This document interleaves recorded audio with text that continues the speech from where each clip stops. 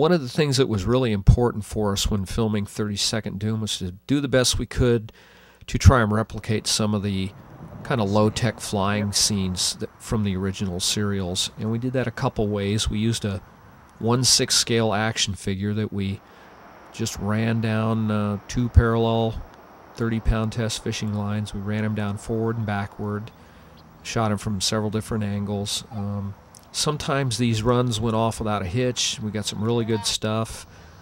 And other times they didn't work as well. So through a series of trial and error, we finally got some shots that we can use, like this one.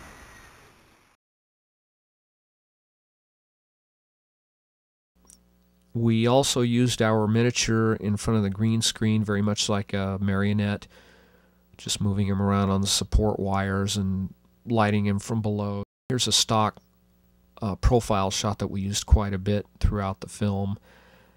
And once we matted out the wires and composited him, a fairly convincing look. We also used the miniature to replicate the cliffhanger for Chapter 1, Terminal Dive, and it involved slowly rotating the figure and reducing the scale so it appeared that he was falling right towards Earth there. I built the figure over about a 6-month period using some 1/6 scale resin model components and a custom-made leather jacket and pants.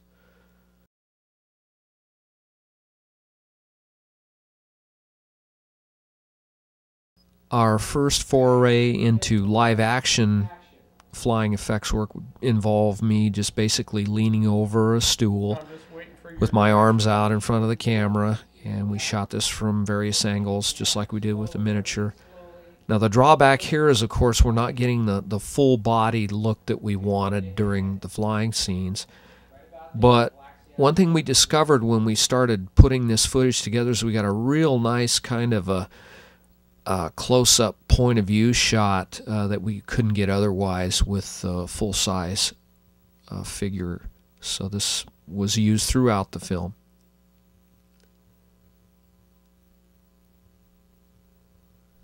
This is one of our stock takeoff sequences that we shot out in front of a doctor's office, and it just basically involved me hitting my mark and jogging down the sidewalk and going over the camera, white socks and all.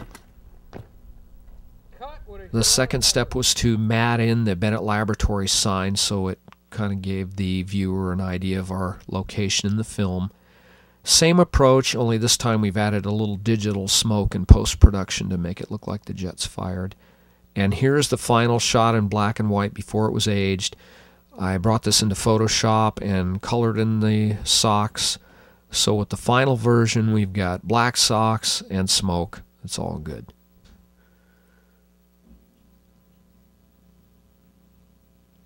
Our takeoff rig was very simple. It involved an aerobics trampoline and setting the camera on a tabletop tripod and shooting up at a very steep angle.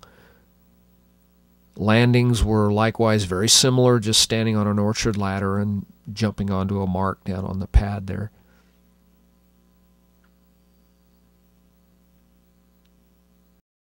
The trickiest aspect of the flying effects work was the full-bodied rig, and this was our first attempt right here, just as kind of a test. I've got a rock climbing harness on under the costume that's on backwards actually, and it hit me so low on the hips that it made me want to tip forward, so we had to come up with some kind of a rig that would support my wrists so we could maintain that horizontal position, and this is what we ended up coming up with. 2 dog collars, some green fishing line, and a PVC bar. And here we are with the entire rig in place. This is actually the first time we tried the whole rig, and even up until this point where we're not 100% sure whether or not it was going to work. And we didn't realize until my dad moved out from underneath my hands there that my brother was in fact able to hold me up like a marionette in horizontal position. So once I stopped moving around, we had the shot we were after, and we use this quite a bit in the film. Here's the same shot with the hoist cable matted out and composited against some of our aerial flying footage. Pretty good stuff. We use this a lot. We tried to shoot some angles that were not shown in the original serial. This was a sequence we worked on for the Chapter 1 Terminal Dive cliffhanger. And you can see my brother holding me up with the wrist support system there. We got a harsh light underneath. In this sequence, the hero's kind of plummeting out of control towards the earth, and at the last minute he regains control of the suit and goes back into flying position just like this. And that's where my brother pulled up on that wrist support system and got me back into flying position. Here's the clip composited at normal speed, and you can see we have some glitches with our background. It was a very brief clip. Here's the same scene in black and white at 150% speed, and the movement is a little more what we're after. We'll probably have him fly right off camera at the end. There's a lot more to come, so stay tuned.